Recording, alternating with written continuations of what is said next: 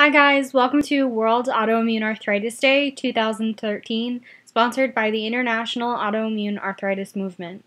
Today we're going to be talking about self-esteem and autoimmune arthritis, and some of the ways we can encourage positive self-esteem and positive self-image despite our diseases. We talk a lot about the physical consequences of autoimmune arthritis, but we tend to shy away from talking about the emotional consequences of autoimmune arthritis. We know what things like joint deformity, inflammation, and pain do to the body, and people can visualize those things. But the physical changes also impact our self-esteem, and the fact that those changes in self-perception are not only invisible, but not often openly talked about, makes it that much harder to come to terms with them and cope with them. I think one of the hardest parts to adjusting to life with autoimmune arthritis is just how fast it can hit you. These diseases replace our running shoes with handicap parking placards in no time at all. I went from walking across a huge Florida State campus to wondering how I had ever walked normally, period, in just a matter of months. The love for yourself and a positive self-image when not only is your own body attacking itself, but it's also changing so rapidly. And it's not just the disease, it's also the treatments. Many of us take steroids in order to combat the inflammation, and those cause serious side effects. Cystic acne, significant weight gain, and something called moon face, which is a swelling and a rounding of the face. You can see it here. I actually have it right now as I record this video. Changes, that's a huge betrayal. It's normal to have a lot of anger towards your body. So how do you reconcile loving a body that has betrayed you and loving a body when you have such anger for that same body and that immune system? That's a huge split. That's a huge conflict for many patients is how to merge the body that was or the body that you want with the body that's also causing you the disability and the disease. I think sometimes in order to cope, our lives fall into a very rigid before and after diagnosis. The self-image and self-perception before autoimmune arthritis and the self-image and self-perception after autoimmune. Or you were taking a 5-mile hike every week. After you're doing water aerobics at the gym with people 3 times your age. Before maybe you were working a 70, 60-hour work week, and after maybe you've had to quit school or your job completely. I'm a believer in merging the before and the after to be one. Acknowledging the new body, acknowledging the new normal and your new physical limitations and your new physical self, while also holding on to the person at your core that you had a positive self-perception of before your diagnosis.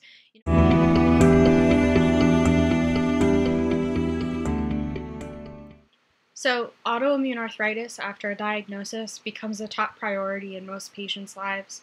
Your treatment plans, your long-term goals, it's now at the top of your to-do list. But maintaining your emotional health should also be right there next to it on your to-do list. I think sometimes we forget that our emotional well-being is just as much an important facet of autoimmune arthritis care as our joints, muscles, and organs are. Just like the biologics we take to prevent further damage or prevent any damage, there are steps we can take to prevent further emotional harm. What that means is that this is the time to put yourself first. Now is the time to focus on self-preservation. Self-preservation is about self-care and self-love, but it's not about selfishness. Now is the time to learn coping skills and find resources to help you work through the emotional stress that some of these diseases throw at us. Things like mindfulness, meditation, engaging in positive self-talk, and learning how to have compassion for yourself.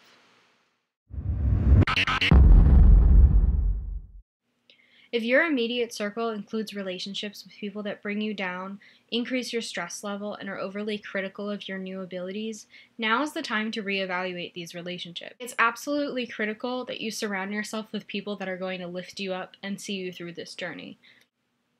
The most important relationship to reevaluate is the one you have with yourself. The relationship you have with yourself is the relationship that defines all of the other relationships in your life. This means tackling any negative thought patterns and replacing them with positive ones. We have this tendency to compare ourselves, with other people and other patients with different abilities and different diseases. And then we criticize ourselves when we fall short of what we think we should be able to do in spite of our illness and in comparison to these other people. But this negative comparison only feeds a negative self-image and poor self-esteem. So the next time you find this cycle starting in your head of this negative comparison to other people, I want you to stop and ask yourself how you would talk to or treat a friend in the same position. If you had a friend who was criticizing themselves or discouraging themselves because they only managed to run one errand and maybe take a shower during a flare, would you insult them and criticize them? No, you're going to encourage them, you're going to praise them, and you're going to cheer them on. So why aren't you doing that for you? The next time you feel the cycle starting, I want you to stop whatever it is you're doing, and I want you to ask yourself out loud, how would I treat a friend or loved one in the same position? When you figure out the response, that's how I want you to talk to and treat yourself. Break the pattern by asking yourself the question out loud and forcing that thought cycle to stop.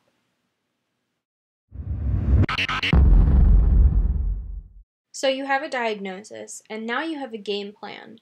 Your game plan includes your treatment and your end goals. But who are your teammates? This is a game you don't have to play by yourself. You get to choose the players. When choosing a doctor, don't settle for a specialist that doesn't make you feel confident, comfortable, listened to, and validated. You're the captain of your team, and only people who are going to build up your self-confidence as your own best advocate and as an empowered patient should be on your team. Don't be afraid to reach out and seek help from a psychiatrist or a psychologist. There's no shame in asking for these resources. These people are the best people to help you learn about new coping skills, things like mindfulness, meditation, and help you add new tools to your toolbox to minimize your emotional stress and boost your self-image. Family and friends are a given for teammates, but what about patient connections? People that go through exactly what you go through on a daily basis. There are thousands of patient communities online where you can connect with patients your age, with your disease, with similar life experiences, and at similar life stages. It's so hard to feel good about who you are at your core when autoimmune arthritis literally throws you completely off course onto a new path, an unbeaten path. And one of the things that helped me get on a path where I started to find myself again was when I stopped holding myself to my old standards, my pre-diagnosis abilities, and I started redefining my life. And that sounds like something out of a self-help book, but it's very literal. I redefined the words in my life. So for me, the word productivity used to mean a full day of college classes. I worked 25, 30 hours a week. I had straight A's, and I had a full social life, and I volunteered in the community. And now being productive sometimes means just getting out of bed. Other days it means getting to 1 or 2 classes. Sometimes it means writing a blog post, getting to the grocery store, taking a shower. I didn't just have to redefine the word productive. I had to redefine success and normal and accomplishment and victory. And that came with remembering that I have to hold myself to my own pace. I can't do what my peers are doing. And if I keep comparing myself to people that don't have the same disease that I do, or any disease at all, I'm never going to feel adequate. I'm never going to feel competent or good enough. So much of our identity and our self-assurance and our sense of purpose and from that our self-esteem comes from what we do day in and day out, what drives us, what motivates us, any passion we have. So whether that's raising kids as a stay-at-home mom or a career or volunteer work in the community, when autoimmune arthritis takes that away, it can be very easy to lose yourself. And when you lose yourself, you slip into those feelings of uselessness and hopelessness and what's the point and who am I and what am I doing here? And none of that is healthy and none of that is good. But this is an opportunity to rebuild from the ground up and find a new passion. It's really important to remember that we have a choice. We have a choice in how we want our life to be, even with a debilitating disease, even with multiple debilitating diseases. I've got 6 conditions now, and I still wake up every day and I choose the life I'm living. And we have to choose to start fresh. I mean, we can let autoimmune arthritis drag us kicking and screaming down a path that we don't want to go down. Or we can clear the path on our own and make a new path, see a detour as a new way of life. And that's not easy, and it's a lot of pain and grief and a lot of hard work. But that new start, that fresh start, doesn't have to be a negative one. When I started my autoimmune arthritis journey, I saw absolutely nothing beyond my diagnosis when I looked in the mirror.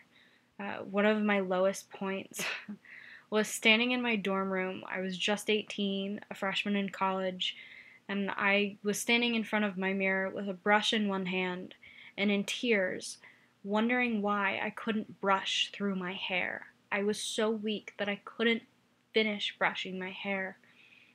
I saw dark circles because I wasn't sleeping, and the patches of hair from losing my hair. I saw scars that earned me the nickname the woman cut in half from a surgery that extensive. My hands were swollen and red and gross, and I had a rash. I had sores on my nose and my mouth. And when I look in the mirror now, I still see those things. I still see the symptoms and the pain and the disease, but I also see Emily, and I see an empowered, creative, ambitious person that's a student at Florida State that loves animals and cold weather and a really, really lame joke. I see blue eyes and great skin, and those things will be there long after autoimmune arthritis has gone. I challenge you to look in the mirror and find out, what do you want to see? Because that pain and the disease, it's always going to be there. But what else is there? This is an opportunity for you to find out. Please check out the PDF file resource sheet that's attached to this presentation. There's a challenge for you in it, and I'd love if you would come to the blog and check it out. Don't forget to connect with us on Twitter or Facebook. Hashtag your post with WAAD13. Don't forget to come chat with me about all things self-esteem, self-love, and self-care in our live chat. We want to hear from you, and we want to connect with you. Come connect with other patients. Talk about what you do on your rough days. Come share ideas. Thanks for joining us today.